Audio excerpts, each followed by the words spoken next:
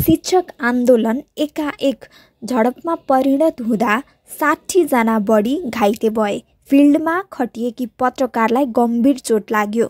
शिक्षा ऐन जारी गर्नुपर्ने मागसहित 26औं दिनदेखि सडकमा रहेका शिक्षक र प्रहरी बीच आज एकाएक कसरी झडपको वातावरण सिर्जना भयो त?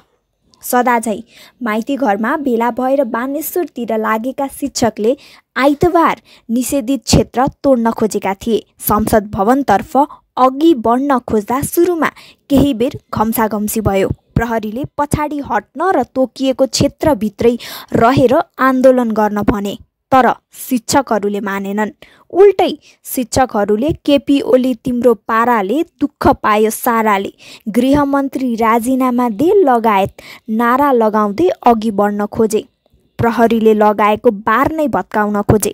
केही बेरको तानातानपछि त्यो पनि भत्काए र शिक्षकहरू निषेधित क्षेत्रतर्फ अघि बढेपछि प्रहरीले पानीको फोहरा हान्यो। पानीको फोहरा हानेपछि आन्दोलन झन भड्कियो। आक्रोशित शिक्षकहरूले सडक पेटीमा रहेका ढुङ्गा हान्न थाले अनि प्रहरीले पनि लाठी चार्ज गर्न सुरु गर्यो। त्यसपछि केही बेर तनावग्रस्त बनेको बानेश्वर क्षेत्र केही बेरको हानाहानपछि सम्हालियो।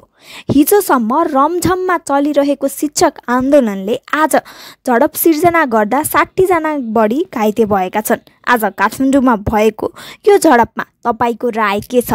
कमेन्ट गर्नुहोला।